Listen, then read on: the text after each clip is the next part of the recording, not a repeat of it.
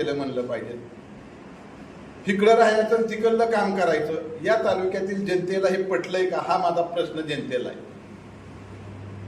इतकी जर लोक खोटं बोलत असेल तर सार्वजनिक जीवनामध्ये हजारो लोकांसमोर खोटे बोलणारा तुम्ही साथ देणार आहे का? आणि आम्ही सुद्धा विचार केला, जनतेसमोर खोटं बोलतायत, जनतेसमोर हजारो लोकांसमोर खोटे बोलतायत, अशा माणसाला आपण साथ देणं योग्य होणार नाही, जनतेला ही आवडणार नाही. ठीक आहे, मला फसवण्याचा प्रश्न वेगळा आला, पण ज्या गोष्टी इतक्या खोट्या पद्धतीनं बोलतायत अशा माणसाला साथ देणं योग्य होणार नाही, असं मला बऱ्याचशाच कार्यकर्त्यांना सांगितलं आज. आणि म्हणून आम्ही सर्वांच्या उपस्थित सर्व इथं विलास अण्णा माने, अंकुशराव जाधव आहेत, मोळकर आबा आहेत, आबासाहेब वीर आहेत, आबासाहेब फुलतरे, या ठिकाणी माऊली आहेत, आकाशलाल झगडे, तुषार जाधव आहेत, त्याचप्रमाणे आमचं भैया जगदाळे, आबा पाटील आहे, वाघ आहे. आता महाग सगळे कार्यकर्ते रामकृष्ण मोरे वकील आहेत, किरण पवार आहे, साहेबराव अण्णा आहेत, आदित्य कुमार गांधे, त्याचप्रमाणे सर्व नाही, माऊली निंबाळकर आहे, भांडवलकर साहेब आहेत. आता महागा आमची नाना, हे सगळे बाकीचे काय आमचे मार्केट कमिटी संचालक, खरेदी विक्री संघाचे संचालक, चेअरमनचे पालवे, हे सर्व लोक घेतलं की ना. तर बरेचसेच लोक आहे, पण याच्या नावं घेण्यामध्ये काय वेळ घालवायचा नाही.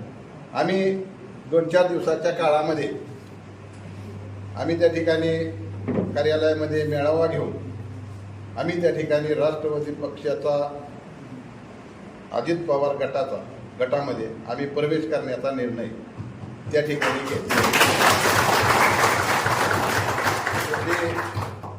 हा प्रवेश करत असताना भविष्य काळामध्ये या इंदापूर तालुक्यामध्ये निवडून येणारा उमेदवार सुद्धा या तालुक्याच्या जनतेच्या विश्वासावरती, ज्यांनी खऱ्या अर्थानं या तालुक्यामध्ये खरंच काम झालं हे पत्रकारांना सुद्धा माहीत आहे.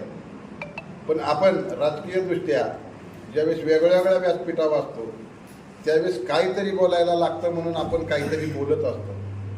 परंतु कामं गेल्या 5 वर्षामध्ये झालेले हे सुद्धा मान्य आपल्याला करावे लागेल. काही गोष्टीमध्ये चर्चा होतात, त्या चर्चेला खऱ्या अर्थानं होत असतात. राजकीय जीवनामध्ये काम करत असताना थोड्या बहुत चुका प्रत्येकाच्या होत असतात आणि ह्या चुका होत असताना इतक्या बी चुका नव्हत्या की जेणेकरून फक्त एकच जास्त त्याची चर्चा होते. ही चर्चा कशामुळे होते तर त्या गोष्टीला काय लई महत्त्व द्यायचं कारण नाही. आणि मी पुन्हा एकदा या इंदापूर तालुक्यातील तमाम जनतेला आवाहन करतो, जो आमचा निर्णय आहे हा निर्णय आमच्या प्रेमापोटी आम्हाला झालेल्या, आमच्या 2014 पासून झालेल्या ह्याच्यापोटी तुम्ही आम्हाला सहकार्य करावं. या निवडणुकीमध्ये शेवटी मी तर उमेदवार नाही, पण जो उमेदवाराचा प्रचार आम्ही करणार आहे तो प्रामाणिकपणे करणार आहे आणि निष्ठेनं करणार आहे. आतापर्यंत केलंय, निष्ठेनं केलेलं आहे. मी कधी असं म्हणणार नाही की मी लोकसभेला मी अजितदादाचा प्रचार केला, मी केला नाही. मी केला ते सुप्रियाताईंचा केला आणि उद्या जो करणार आहे तो अजितदादाच्या नेतृत्वाखाली दत्तामामा भरणेचाच करणार आहे. आज हा निर्णय घेत असताना उद्यापासून वेगळ्या संध्याकाळपासून वेगळ्या चर्चा होणार आहे. पण जोपर्यंत माझ्या विरोधात कोण बोलत नाही तोपर्यंत मी सुद्धा बोलणार नाही. परंतु माझ्या विरोधात मग तो बारका असो किंवा मोठा असो जर बोलला तर मी सगळंच बाहेर काढेल, ही सुद्धा गोष्ट लक्षात घ्यावी. शेवटी उमेदवार हा जनतेनं निवडून द्यायचा आहे. जनता ही श्रेष्ठ आहे. कोण म्हणतंय की माझी मतं एवढी, ह्याची मतं एवढी. या जनतेच्या मताला जर कोण गृहीत धरत असेल माझी मतं एवढी म्हणून, तर जनतेनं उद्याच्या निवडणुकीमध्ये त्या लोकांना दाखवलं पाहिजे की ही मतं कुणाची आहे, हे सुद्धा मी या ठिकाणी सांगतो. आपण सर्वजण उपस्थित राहिला. आम्ही 2-4 दिवसामध्ये मेळावा घेतोय.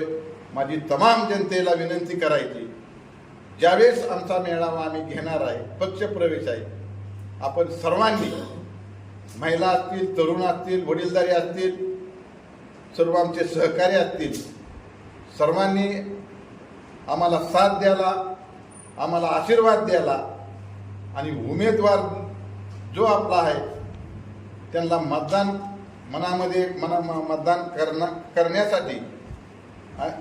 करण्यासाठी आपण नंतर जाणार आहे 20 तारखेला.